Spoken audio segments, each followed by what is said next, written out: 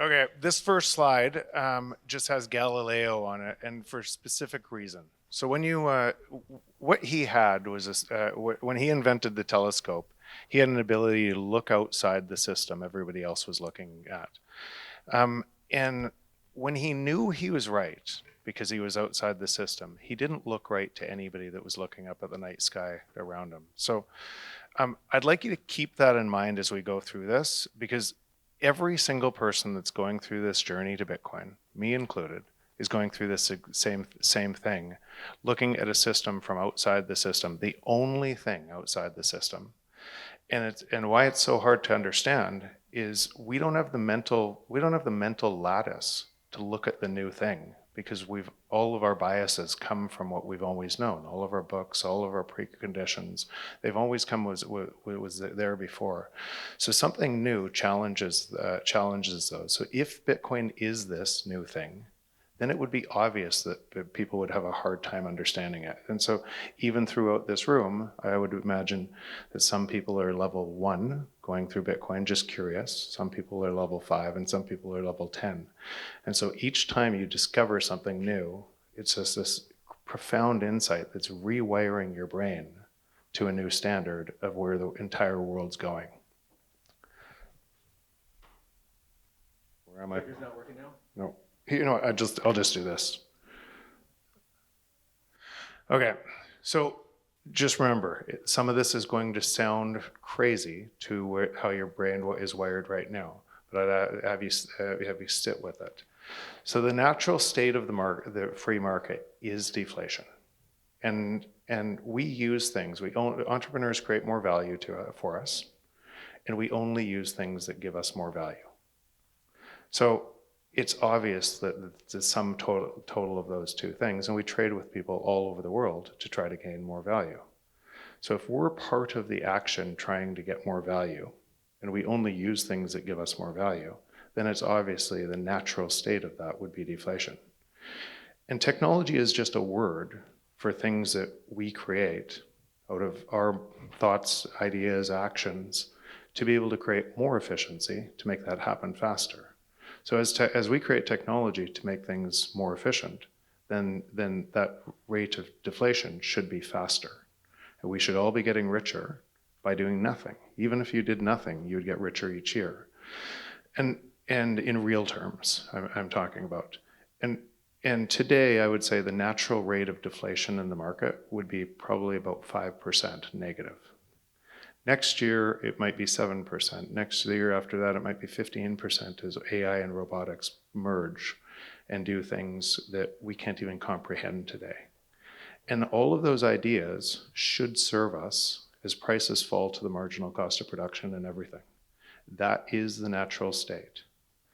So anything that stops that is not a democracy. It's not it's a control system disguised as a free market. Because and just ask yourself that same thing. It's that if Google tomorrow charged $5 a click, would you use something different? And of course you would, right? So you know you're part of this. You know all of your actions are part of this. And then once you're there, it kind of strikes, okay, so how does the existing system work? What does it look like? Why does it look like a world that the abundance that we create doesn't flow to all 8 billion people on this planet? Why does it look like that?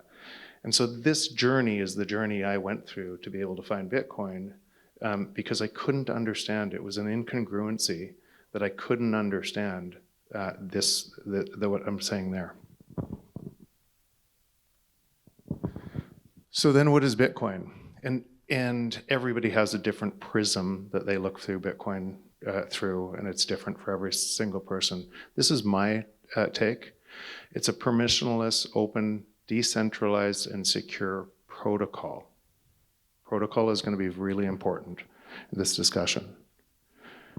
Both bounded by energy and creating energy abundance by its very nature. And you saw Troy and Margot talk about essentially a free market of chasing abundant energy to create more energy. That's what's happening as thousands, tens of thousands of entrepreneurs create a market incentive to chase abundant energy around the world because of Bitcoin. And it tethers a new protocol tethered to energy. There is no life without energy. Tethered to abundant energy on our planet. And I'm going to say, if you don't understand that, if you don't understand what that means, what it means is if it stays decentralized and secure, which I'm virtually positive it will, and we can get into why, but if it stays decentralized and secure, it is not negotiating with anything else. It is repricing everything in the world. Now, I don't think people look at it that way, but that is the truth. It is repricing everything and it will forever. People ask when. And it's happening right now. It's been happening for 5 years. It's been happening every day. It's been happening as more and more people understand this. But it's repricing everything, and I'll show you exactly why you can see it if you're looking from the new system, and you can't see it if you're looking from the existing system. So this is the global balance sheet.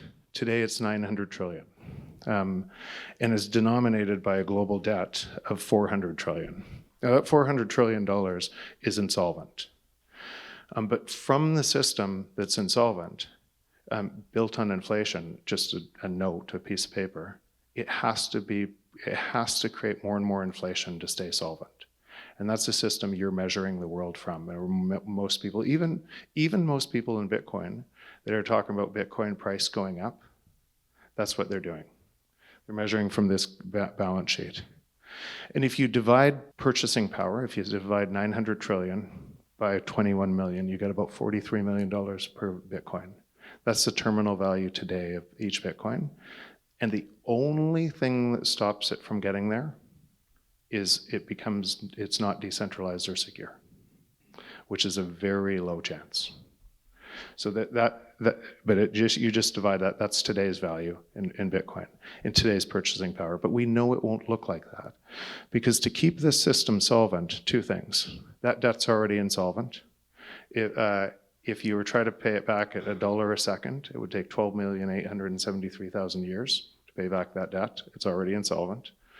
And so we know that the 900 trillion of your house prices and everything within there are overstated because the debt's already insolvent. So it wouldn't be 900 trillion if that debt was insolvent. The whole balance sheet would collapse because the whole system would collapse. So we know no government in the world, no politician, none of you that are screaming at that system and the imbalances in that system would ever vote to let it collapse. I ask my friends often in this, at what point would you say for governments to print money? When you're asked, when your house collapses by 10, 20, 30, 40, 50, 90%, when do you put up your hand? When all the grocery stores close because the entire system that you live in becomes insolvent, when do you put up your hands to vote somebody else to print money? And everybody puts up their hands. So it's no one else, it's us. That's the system that you live in. In 5 years, it won't be 900 trillion, it'll be 2 quadrillion. Because it's an exponential function, and it has to steal the productivity that should be flowing to you faster. So that'll be 2 quadrillion. It might not be quite 2 quadrillion, and if you measured Bitcoin at that time, then Bitcoin won't be 20 or 43 million per Bitcoin, it'll be 90 million per Bitcoin. But here's the more important piece. From this system, which is the only free market that has ever existed, it's exponentially more deflationary. And so the 43 million in purchasing power becomes almost infinite over time because prices fall relative to it forever, as long as it stays decentralized and secure. That's what we were playing with. But what do people do in this? Because they're so keen on measuring it from the system. So this is priced in US dollars. And instead of saying US dollars, just do this for everyone you know. Say, pieces of paper I measure the world in. Right? Because wait till you get to the punchline of this. There's the pieces of paper that most people in Canada measure in the world in. It's a different value. And those pieces of paper, my house cost $1.4 million 4 years ago, and now it's $2.1 million, and I think I'm doing well. But in Bitcoin, in the opposite system, my house cost 300 Bitcoin 4 years ago, and it's now 23 Bitcoin. And in 4 years, my house will be 2 Bitcoin. That's what'll happen, because that's the natural state of the free market, and it's repricing everything else. So you can already see it's repricing things, and it will continue. It's repricing energy, it's repricing everything. It's the only thing outside the system. If you're in China, it's 506 million pieces of, or 1,000 pieces of paper. If you're in Turkey, it's 2.2 million pieces of paper. 3.3 million pieces of paper, 60 million pieces of paper. You could also say rate of theft in currency. You could insert rate of theft instead of pieces of paper. And ask in all of these regions, and when we laugh at this, when we laugh, those crazy people in Turkey that don't know their money is being debased, and they keep measuring their world from those pieces of paper. And then we turn around and measure our world from the same different pieces of paper with different faces on them. And it starts to break that worldview that you're stuck in, that you're constantly measuring everything from that system. And now you have a telescope. And Bitcoin gives you the telescope to look outside the system. And as more people have telescopes, the world starts to change to the new system. So what does this imply the rate of return is in this system?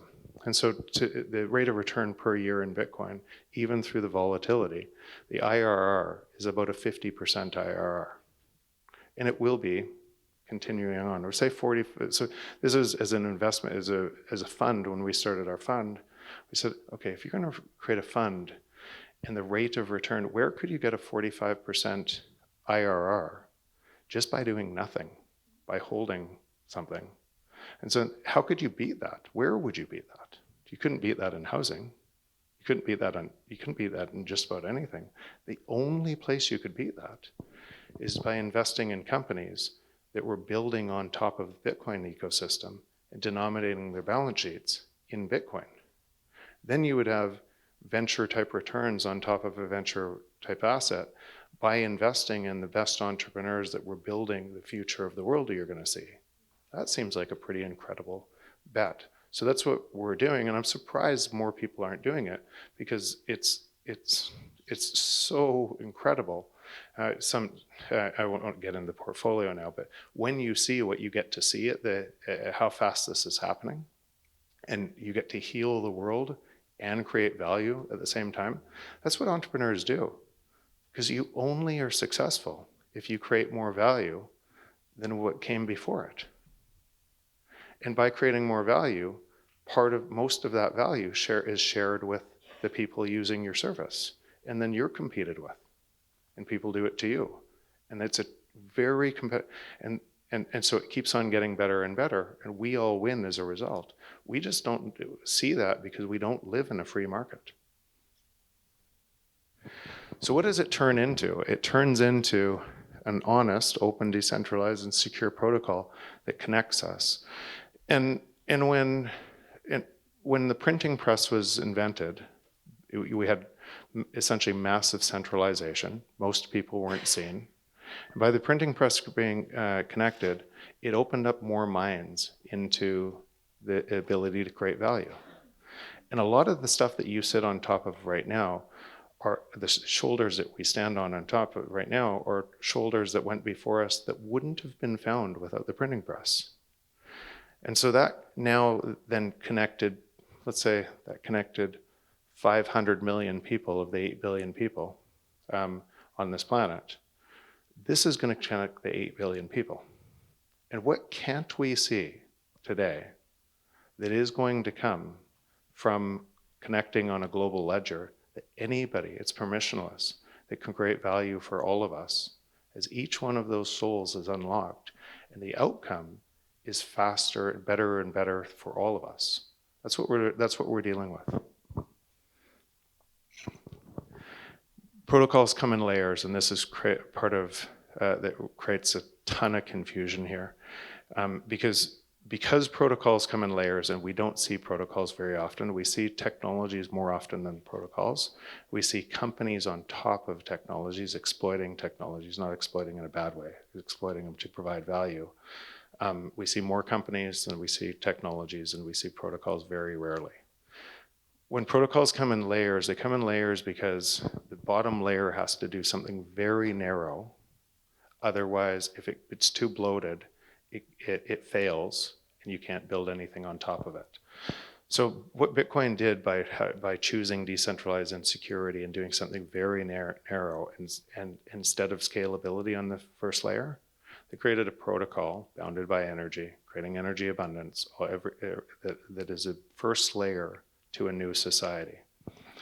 And that ossifies over time. It gets harder and harder and harder. We're 15 years later. It's more decentralized, more secure, more energy abundance, and you're seeing it play out around the world. And so what would that mean what would that mean kind of 2016, 2017, with a whole bunch of people that wanted to change it, and change it so it could provide more scalability? Instead, and I don't ascribe malice to them. Some of them just didn't know the protocols come in layers, and Bitcoin couldn't do anything. All you're doing is getting rich by doing nothing. And so I want to create something of value. I want to create a world computer. So I'm going to create a new Bitcoin that's scalable, but I have to trade off decentralization and security. And now I just have a high cost database. But they couldn't see that the second layer, in Lightning or Liquid or Fediment, other things that would come, and then what could be built on top of the second layer that makes use of the first layer, and you get scalability through layers. So how the market looks and all of the nonsense in the market makes perfect sense when you realize that most people wouldn't know that protocols come in layers, and you can't see what's possible on the new layer until until it's there in front of you. What I can tell you is everything is going to be built on Bitcoin, and all of the other coins are going to go to zero as a result, because protocols come in layers and they're winner take all. I was going to read you something here that I saw today. Okay, so this is from 2013. And it's anonymous on one of the bulletin boards. There will be no collapse in the way people think of it. There will be no happening. It's far more insidious than that.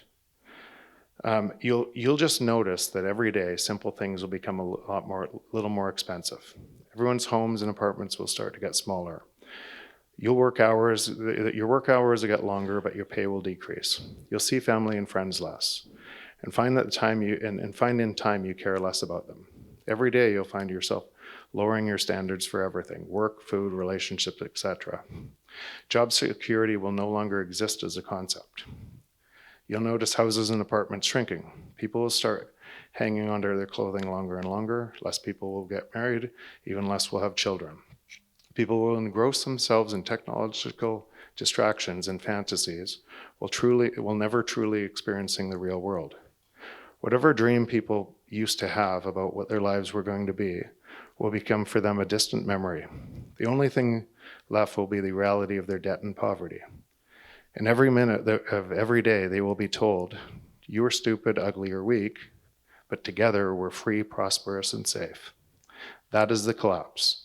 The reduction of the American man into a feudal serf, incapable of feeling love or hate, capable of seeing the pitiful nature, the situation for what it is, recognizing his own self-worth. And that seems very gloomy, but you can see it in a whole bunch of people you know, right? You can feel it, and that's why I read that. And this is also true. We are all connected. Everything you do has impact to everyone else, and you don't recognize it, but tiny little actions, making somebody feel great, what they do, they spread through time. And I say often in these speeches or in these talks that me too, I was a hypocrite because what I was doing is I understood all this. I wrote a book on it. I understood it deeply. And I was spending all of my time inside boards, investments, and everything else in the fiat world while talking about Bitcoin and having a hedge. And then I woke up one day thinking, oh, wow, I'm making the system stronger that I'm talking about with all my actions in it. And that is part of the reason I moved all of my energy into Bitcoin. That's part of the reason I created the fund, and I spend as much time in this system. But what's lost in there is how much I get back from it. It's impossible to tell you what it meant to me by moving more time into it, because I get to see the best people and there's great people everywhere. There's great people in the fiat world that just aren't here yet. But but there is. They just don't know it. There's many people in this room that don't know this. There's many people in this room that have jobs and you're wondering how to get here, how to move more of your time, but you're stuck. And you feel it, and you're yelling at it, and you're yelling at this system that's making this designed to divide you, and you're giving it more energy through that divide. What I would say is this: I'm not asking you to move 100% of your time. Move 2%. If you're already at 2%, move to 4%. If you're at 4%, move to 8%. And every step you take will make your life way better, because the system is designed for hope. The system is designed to give you back your time. And by giving back your time, you're also giving back everyone else's time. So we're left with a choice, and every action we take makes that choice happen faster or slower. A system of coercion, control, scarcity, or a system of truth, hope, and abundance. And every one of our actions matter in that choice. I will leave it with there for questions. Thanks.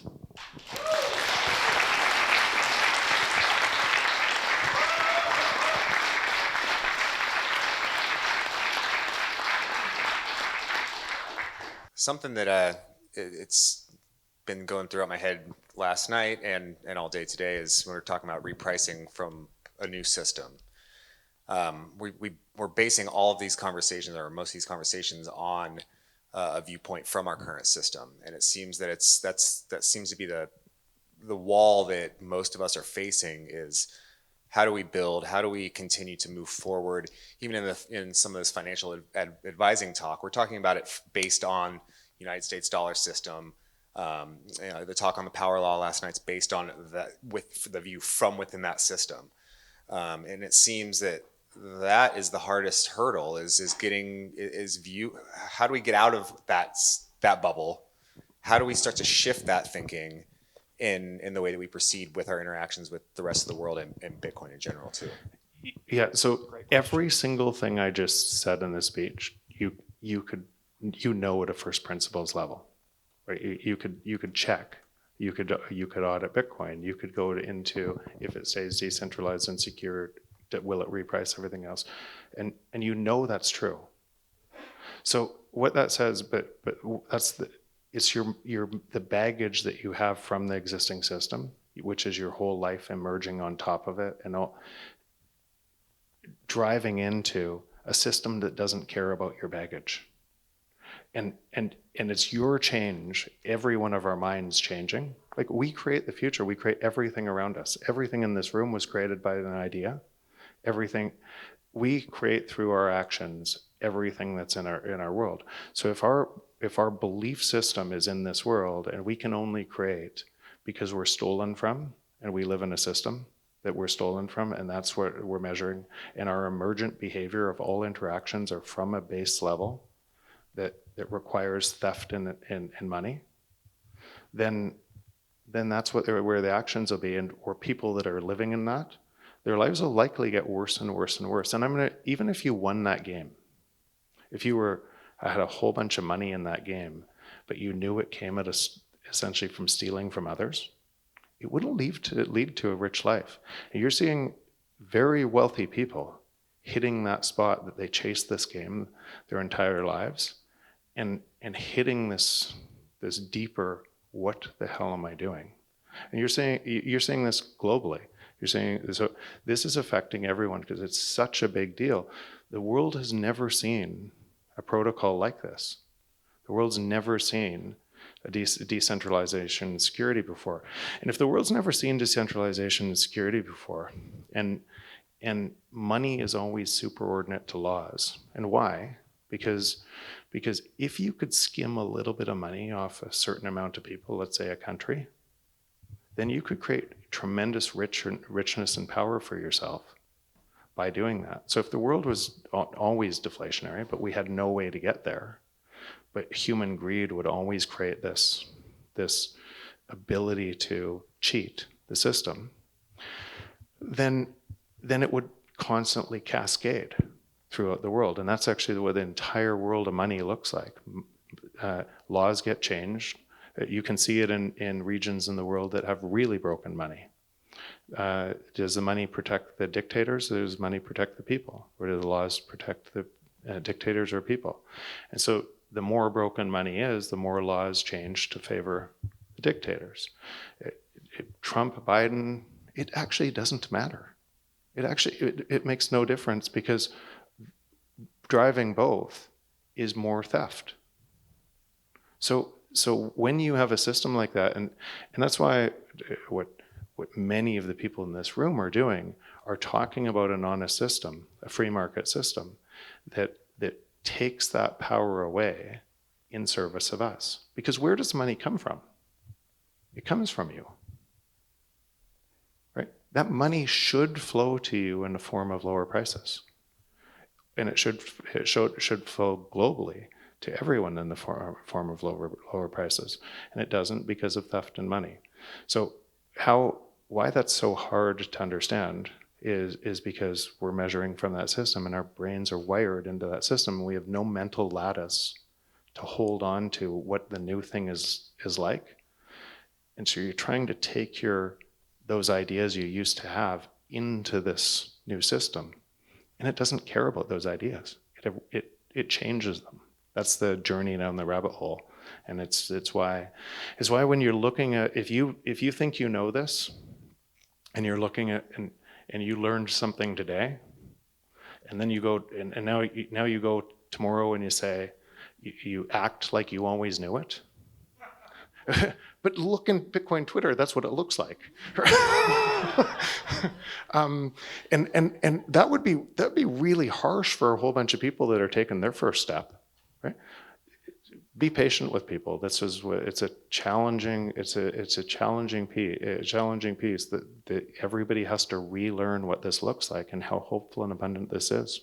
I have a question. Can you talk about your fund and what you're investing in, and of course do this in a way that's not investment advice, but purely for educational purposes? Yeah, so FEDI is one of our investments, and the only reason I say FEDI is there's this talk today that Bitcoin can't scale, and I think that or Lightning can't scale, and if I'm going to try to be careful when I say this, if you couldn't co-opt Bitcoin layer 1, and you knew you couldn't, then you would have to co-opt Bitcoin layer 2 to treat Bitcoin layer 1 like gold, so you could create derivatives on top of it. And so to do that, you would have to say things like Lightning couldn't scale, because that would remove your ability to co-opt it. So just let's say there were people that wanted to co-opt it. That's what you would do, and that would for me, as I think about this, I think about, like, I'm surprised people are surprised by these narratives today, and a lot of the things we've been building and funding are essentially Bitcoin centric to provide this, and so it's unstoppable. So what I'm talking about with what's happening in Bitcoin, what this world is going to look like, it's unstoppable because there's too many people in the world that know how important decentralization and security is. And they can already see the attack vectors a mile away from the attacks that are coming. They've already placed bets and investing in areas to remove those attack vectors. And so you have, why is Bitcoin unstoppable ultimately? And I know this isn't the question on the fund, but because we're unstoppable. Can you imagine living in a system where AI, instead of AI flowing to you and robotics, all the technology progress that AI and robotics flows to you and things get cheaper and cheaper, you live in a system that is consolidated up to control you, and you're an animal in that system, controlled by somebody, and you made it stronger through every action driving it there?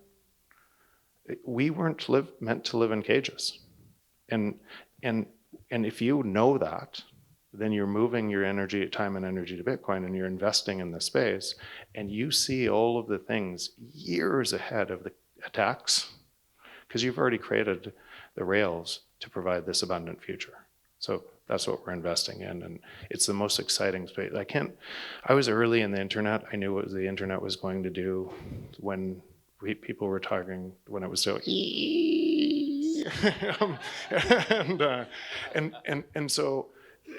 and I didn't think I would have another chance to play something like that. This is an order of magnitude, 2 orders of magnitude more important. It's so much bigger, and once you know, it's like a check valve. You're not going back. So I just I cannot believe we get to invest in the companies we're investing in. I can't believe that there's so many companies that are building this into the future, and as you're closer to it. So for me, selfishly, I moved my best time and energy into this, and the mere reflection was, oh, this is incredible. Like I wanted to spend more time into it, because it's just, there's so many incredible things happening in this space. I wrote down something as you were talking, which is, Atlas shrugged, but Bitcoin is Atlas, but not shrugging. Going and finding these wasted energy sources, recapturing them, driving abundance, all the factors that you're talking about. At the same time, we are projecting record deficits as far as the eye can see, and Social Security is going to be depleted in 2035, and the pensions are underfunded, and every country you can go through and tell the same kind of bad news story. So I'm interested in hearing your thoughts on what the world actually looks like in 2035 or in 2040. And I mean, we're all working, right, to not shrug. And the people that join in this peaceful revolution are going to have a much better outcome. But welcoming your view of the future. The people in this room and the people that are working on this are building the bridge for billions of people to walk across. That's what you're doing. The more time that you're spending on it, you're building a wider bridge and more knowledge. And what's happening is, just like our ideas are sharing around and infecting other people to spend more of their time in the hopeful system. And so I can't tell you with any degree of certainty what's going to happen, because what I would say is it's not a light switch. The US dollar is not going to lose tomorrow. I could create a whole bunch of fear porn and a ton of views by saying that the US dollar is going to fail tomorrow. It is not, because every time another currency fails, your imports get cheaper. Essentially, the system we have today, and US is at the top of that system. You can see it priced in Bitcoin, is the top of this, because others are lower, is essentially a system of modern day slavery. And what's happening is even some of the people inside the system stealing the most are now starting to realize they're getting stolen from too. And what? It looks like that? But this has been going on for a long time. And it will go on for a long time, because when Turkey's it goes through hyperinflation, or Argentina goes through hyperinflation, or Egypt goes through currency revaluation, all of their labor, all of their materials just got cheaper for you. And so your dollar gets stronger and it goes on. And China's trying to break in and create the same game. And with Russia, that's this geopolitical fight right now, and I'm going to create debt out of nothing. I'm going to create pieces of paper and get somebody else to use my pieces of paper. And they might be giving better terms to some of those countries, which is creating this, which will tend to take countries to war. Why? If you couldn't solve, so let's say just throughout time, I could steal a little bit of money and people didn't know. And then I had to steal more and more. I'm just saying inflation here, higher and higher and higher, and it got worse and worse. Then the only way for me to keep doing that is to divide my country. Left, right, X, Y, this person. The only way to do that is divide my country. When dividing it doesn't work, then I have to create a greater enemy outside my borders. Then the world goes through war, and then it resets, and you have we promise not to do it again, and then it starts again. That's what the entire history of money looks like. And we've never seen something like Bitcoin that changes that entire future of money. So how does it look? What are the probabilities of different outcomes? How much time are you spending in the new system versus yelling at the old system? And then ask every single person you know the same question. That's what drives the timing. Jeff, you mentioned spending a couple years in a state of hypocrisy where you understood all this, maybe had it as a significant portion of your net worth, but you weren't living it, so to speak.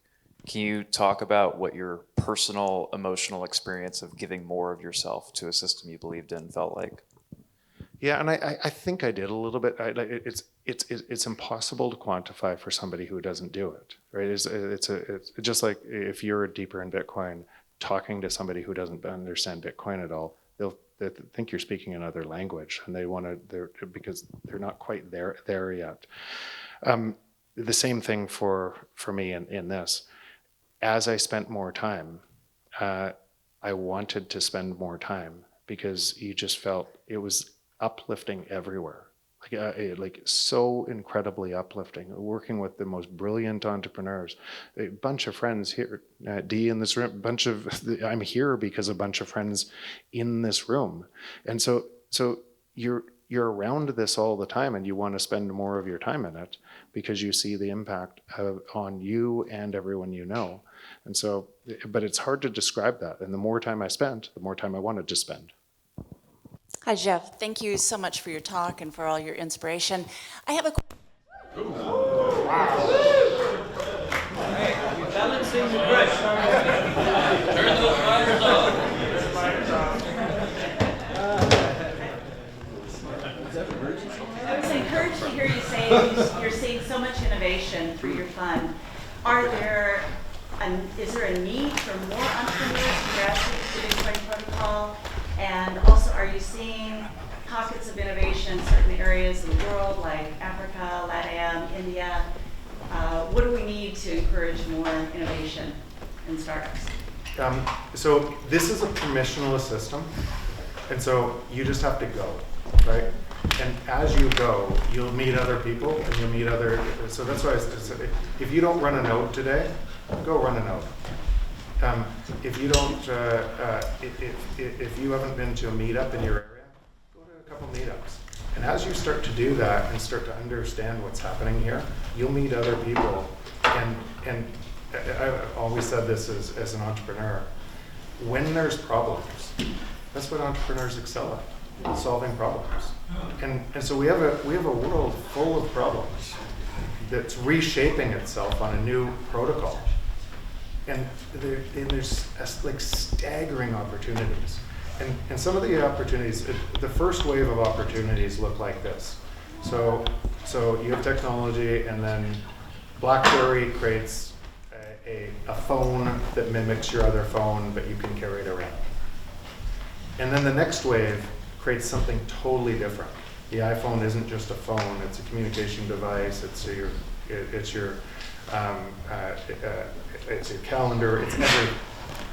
And so we're really early in this Nostr, Fediment, Lightning, Bitcoin ecosystem, where some of the things I can't even imagine, but millions of entrepreneurs trying different things are trying things every day, and some of those things are going to blow your mind. That's what's happening.